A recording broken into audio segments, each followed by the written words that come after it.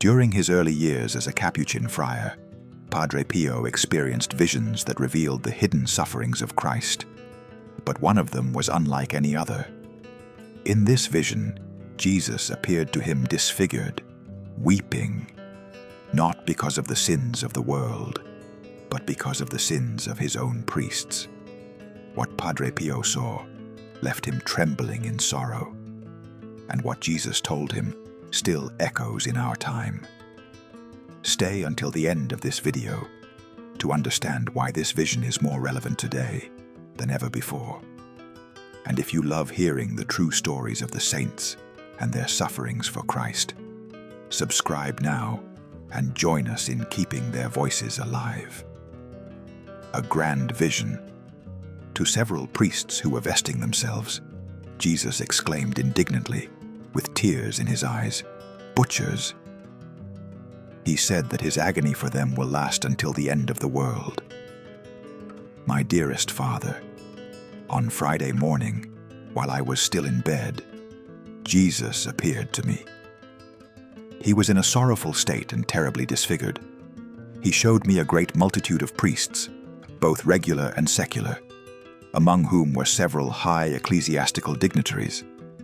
Some were celebrating Mass, while others were vesting or removing their sacred garments. The sight of Jesus in anguish was extremely painful to me, so I asked him why he was suffering so much. There was no answer, but his gaze turned toward those priests. Then, as if terrified and weary of looking at them, he turned his eyes away. Then I saw tears running down his face. With a look of great disgust, he turned to that crowd of priests and cried out, "Butchers!" Turning again to me, he said, "My son, do not think that my agony lasted only 3 hours. No, I shall suffer until the end of the world for the souls that I love most. During my agony, my son, the greatest torments are caused by those whom I love most. My soul seeks for a drop of human compassion, but alas, how few I find.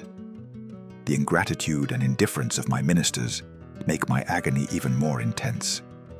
Ah, how little they correspond to my love. What greater pain could they give me than to add scorn to my suffering?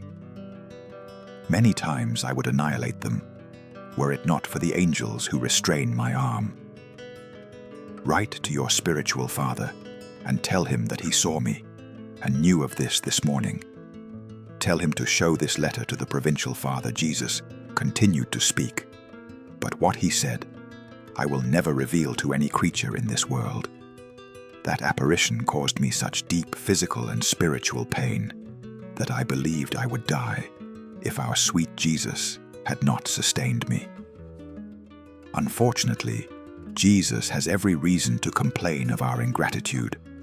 How many of our unfortunate brothers repay the love of Jesus by throwing themselves into the arms of the infamous sect of Freemasonry?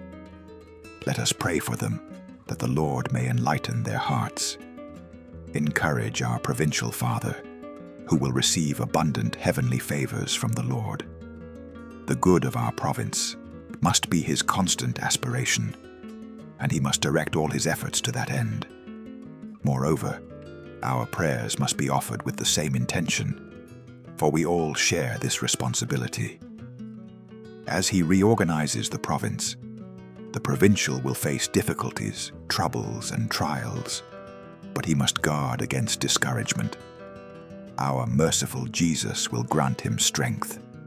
The war waged by those scoundrels is growing ever more violent, but with God's help, I shall not fear them. To avoid perspiration, I need a lighter habit for the summer. I would be very grateful if the provincial could provide it.